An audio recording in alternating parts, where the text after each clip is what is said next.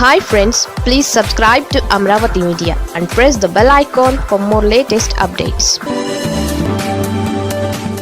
చంద్రబాబు ఆ నిర్ణయం వెనుక బీజేపీ భయం పట్టుకుందా? ఏపీ సీఎం చంద్రబాబు అనూహ్య నిర్ణయం తీసుకున్నారు. రాష్ట్ర ప్రభుత్వ సలహాదారుగా సీనియర్ ఐపీఎస్ అధికారి మాజీ డీజీపీ ఆర్పీ ఠాకూర్ను నియమించారు. సీనియర్ ఐపీఎస్ అధికారిగా సుదీర్ఘకాలం సేవలందించారు ఠాకూర్. ఏపీలో వివిధ హోదాల్లో పనిచేసిన ఆయన డీజీపీగా కూడా సేవలందించారు. చంద్రబాబుకు నమ్మకస్తుడైన అధికారిగా పేరు తెచ్చుకున్నారు. అందుకే ఈసారి రాజకీయ నేతలకు బదులు సీనియర్ ఐపీఎస్ అధికారిని ఢిల్లీలో ఏపీ ప్రభుత్వ ప్రత్యేక సలహాదారుగా నియమించారు. ఢిల్లీలో ఉండే ఏపీ భవన్ నుంచి ఆయన పనిచేస్తారు. 2 ఏళ్ల పాటు ఆయన పదవీ కాలం ఉంటుంది. రకరకాల పేర్లు తెరపైకి వచ్చినా చివరకు ఠాకూర్ వైపు చంద్రబాబు మొగ్గు చూపడం విశేషం.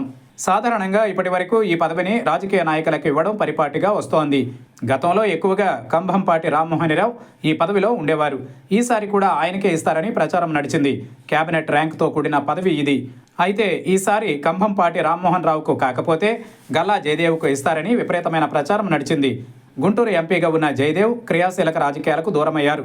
ఈ ఎన్నికలకు ముందు రాజకీయాల నుంచి నిష్క్రమిస్తున్నట్లు ప్రకటించారు. అయితే తెలుగుదేశం పార్టీపై మాత్రం విపరీతమైన అభిమానం చూపుతూ వచ్చారు.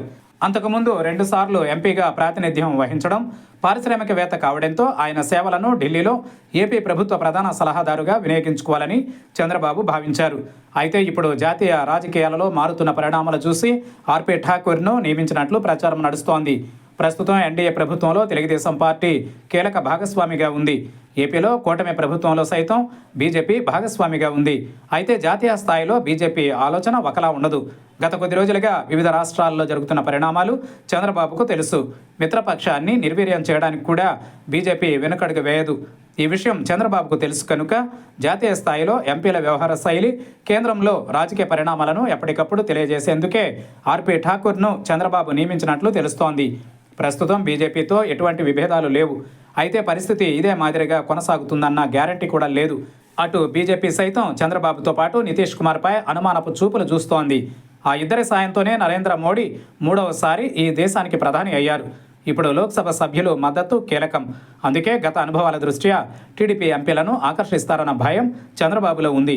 అదే సమయంలో బీజేపీ సైతం చంద్రబాబు విషయంలో 1-2 సార్లు ఆలోచించుకుంటోంది. అందుకే ఏమాత్రం తేడా కొట్టినా మూల్యం చెల్లించుకోక తప్పదని చంద్రబాబుకు తెలుసు. అందుకే కేంద్ర నిర్ణయాలను ఎప్పటికప్పుడు తెలుసుకొని చంద్రబాబుకు చేరవేసే నిఘా వ్యవస్థ అవసరం. అందుకే రాజకీయ పార్టీల నేతలను కాదని సీనియర్ ఐపీఎస్ అధికారిని చంద్రబాబు నమ్ముకున్నట్లు ప్రచారం నడుస్తోంది. మరి అందులో ఎంత వాస్తవం ఉందో తెలియాలి.